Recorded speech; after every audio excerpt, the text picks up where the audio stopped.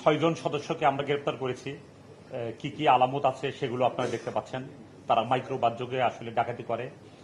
এইখানে যারা অংশগ্রহণ করেছিল, যারা ডাকাতির প্রস্তুতি নিচ্ছিল, তাদের আমরা পিসিপিআর আমরা যাচাই করেছি। যাচাই করে আপনারা ইতিমধ্যেই জেনেছেন যে এখানে 2 জন সদস্য আছে, যাদের বিরুদ্ধে কিন্তু 15টা মামলা আছে। এর ভিতরে আপনার ডাকাতি মামলা, মাদক মামলা, বিভিন্ন ধরনের অপরাধজনিত কর্মকাণ্ডের মামলাগুলো আছে। কারো বিরুদ্ধে 6টা আছে, কারো বিরুদ্ধে 4টা, কারো বিরুদ্ধে 5টা মামলা আছে। আর আমরা যেটা দেখেছি যে এর আগেও আমরা যাদেরকে গ্রেপ্তার করেছি এই ধরনের অপরাধের সাথে, সেটা যদি আমরা অ্যানালাইসিস যদি করি, তাহলে এদের সংখ্যাগুলো কিন্তু সবগুলো সময় কিন্তু ফিক্স থাকে না। এখানে আমাদের কাছে যেটা মনে হয়েছে, প্রতীয়মান হয়েছে, যে এদের গ্রুপের অনেক সদস্য আছে এবং যাকে যখন সুযোগ পাওয়া যায় তখন তাদেরকে এখানে ইনভলভ করে। এর আগেও আমরা গ্রেপ্তার করেছি মাইক্রোবাস সহ বিভিন্ন অনেকগুলো অভিযান হয়েছে গত 1 বছরে। আপনারা দেখেছেন, বিশেষ করে ঢাকা মাওয়া হাইওয়েতে আপনার শ্রীনগরের ওইখানে যে ডাকাতিগুলো হয়েছে, তারপর আপনার যাত্রাবাড়ির এখানে হয়েছে, আমরা তাদেরকে কিন্তু গ্রেপ্তার করেছি। এখানে এখানে আপনারা একটা তথ্য পেয়েছেন যে কিছুদিন আগে যাত্রাবাড়িতে কিন্তু 1 জন সদস্যকে গ্রেপ্তার করা হয়েছিল, পাবলিক গ্রেপ্তার করেছিল।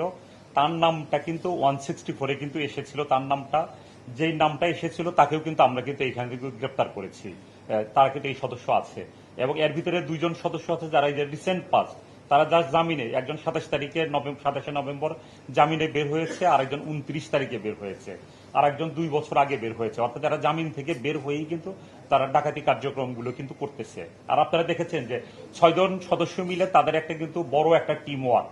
এখানে দেখেন ড্রাইভার আছে 2 জন। একজন ড্রাইভার যদি কোনোভাবে যদি প্রবলেম হয়, আর একজনে যাতে গাড়ি চালাতে পারে। এখানে 2 জন ড্রাইভার, একজন বডি বিল্ডার আছে, যে যদি কোথাও যদি মাসল পাওয়ার ব্যবহার করার দরকার পড়ে তাহলে তারা মাসল পাওয়ার এখানে ব্যবহার করবে। তারপরে গাড়ির ফেক নাম্বার প্লেট আছে, যেখানে যেই নাম্বার প্লেটটা বসানো দরকার তখন তারা কিন্তু সেই নাম্বার প্লেটটা তারা ব্যবহার করে। এবং মানুষকে সত্যিকার র্যাব পরিচয় দেওয়ার জন্য যেই ব্যবস্থা সেটাও তারা করেছে। র্যাবের কোটি আছে তাদের কাছে হ্যান্ড কাপ, ইভেন তাদের কাছে যে আইডি কার্ড আছে সেই র্যাবের আইডি কার্ডও তারা ছিল, যদিও সেই জিনিসগুলো হলো ফেক। এখন এটা হলো যে আমাদের পক্ষ থেকে জনগণের প্রতি আসলে আমাদের